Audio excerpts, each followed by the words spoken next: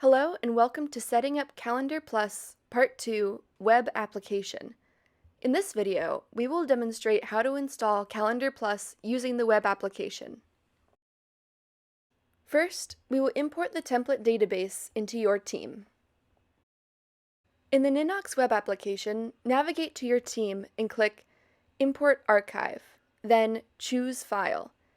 Locate and select the template database file named calendarplustemplate.ninox. Click Open, then Import Database. Now we will create the Calendar Plus entries table. In your database, enter Edit mode and create a new table named Calendar Plus Entries.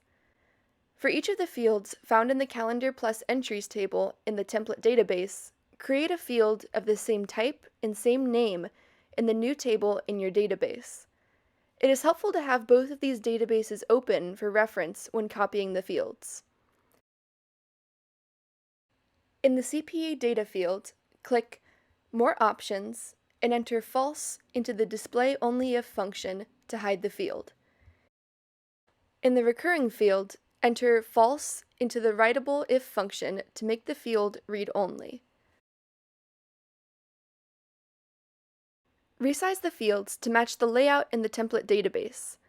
The layout and order of the fields is customizable and will not affect the functioning of the calendar.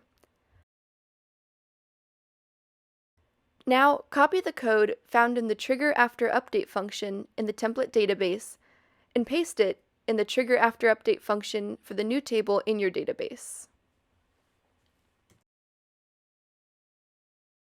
Next, we will create the Calendar Plus table and connect the calendar. Enter Edit mode and create a new table. This table is where you will use the calendar and can be named anything you like. Create a formula field called Calendar Plus in the table.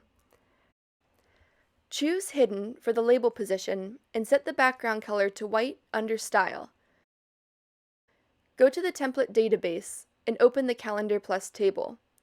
Click Edit Fields, then click on the Formula field and copy the code in the formula function. Paste the code into the formula field you created in your database. Replace Insert Token Here with your database token located in Part 1. Now create a new form view called Calendar Plus and click the New Record button. Expand the formula field to fill the page.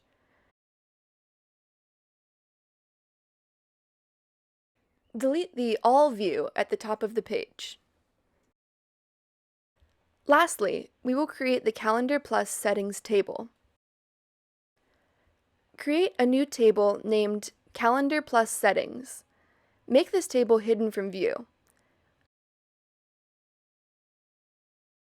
Create a text field called Events Table Name. Now create a new form view named Calendar Plus Settings and create a new record. Make sure this is the only record in the table. Delete the All view and enter Calendar Plus Entries in the Events Table Name field.